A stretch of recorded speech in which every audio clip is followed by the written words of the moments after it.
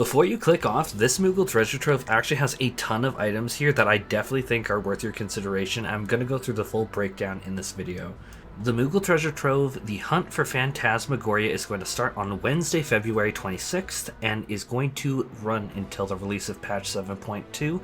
We don't have an official date on that, but we know that's going to be late March. For those who may be returning to the game, or maybe you never did one of these Moogle Treasure Trove events before, how you actually participate this is you go into the Mogpendium, which is a little UI menu that is going to be containing everything to do with this event in there. This is going to break down into 4 major categories. The first one's going to be standard objectives. You can keep running these. There's no time limit, no duration, no limit to them, and these are going to just be indicated in the Mogpendium as what you can run, as well as in the user interface. When you're, say, trying to queue into something, you're going to see a little Moogle head icon beside it. Unfortunately, they have not released what the standard objectives are, so I can't make a direct recommendation to you to be like, hey, blue mages should probably choose this content for best farming.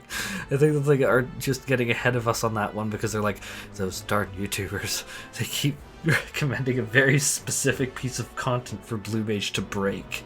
So sadly, I can't do that this time. The next one is going to be weekly objectives. You just complete these, like they say, once a week. Mini Mog challenges is kind of the same idea, but apparently they're going to be a little bit more difficult. And then the last one is going to be Ultimog. Unlike the other ones, they can only be completed, the Ultimog challenge, only once per full Tomestone event, so you only need to do them once. Likewise, the Ultimog, Minimog, and weekly objectives will reward you with more of the Moogle Tomestones. Now I'm just going to put the entire thing on the screen. I'm going to go through it verbally, piece by piece, but if you just wanted to know what I recommend, you already have it in text form in front of you. So the first thing is going to be the pie set earring. It's something only from Treasure Trove. Personally, this is to your taste. Do you want it? Do you not? And if you want it, totally go in there. What I think is probably very important to highlight here is the Inferno jacket. This is incredibly popular item. This is some from apparently years ago. Wow, I feel like it was literally not that long ago, but it was actually quite a while ago.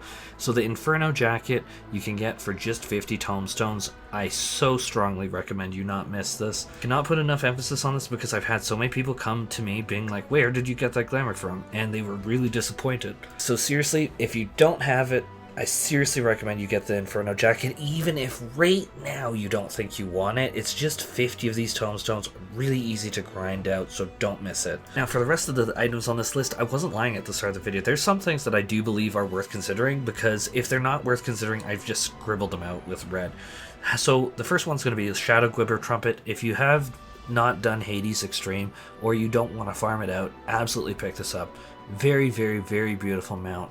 You can combine all of these Gwibbers together in order to get a reward. It is honestly super good. It gets you that Mecha Dragon, the Land Waffle. I have a video of it on my channel, and honestly, it's just great. Vulcan Ignition Key, only from Moogle Treasure Trove. It's not my particular type of mount, so I'm not like doing a do not miss, because I haven't heard too many people bring it up, but it is something that you can only get here if you're a completionist. Totally worth getting. Now, all market board prices here are current on Gilgamesh. It's very likely they will lower through the event, so kind of strike where the iron is hot. Magic Bed, 2 million gil on Gilgamesh for a magic bed. Queen's Guard Barding, 4 million plus on Gilgamesh. Ancient 1 Winning is going to be 1.5 million on Gilgamesh. Primal Angel is almost 1 million on Gilgamesh. Form and Function is 600k on Gilgamesh. Pleasant Dot Parasol, 500k. Ballroom Etiquette, Winsome Wallflower is about 300k on Gilgamesh, and so, like, especially with the ones under 1 million, I'm thinking that their price is probably gonna not be worth it, but likewise, that's always an option for you. Next is the MGP Platinum cards. Always, even if you do not think that right now you want the MGP rewards, the developers are constantly adding new rewards into the Gold Saucer, and nothing sucks more than being unable to afford it because, hey, you didn't keep up with your weekly fashion reports. So, MGP Platinum card. I cannot emphasize this enough to you guys. Always good to stock.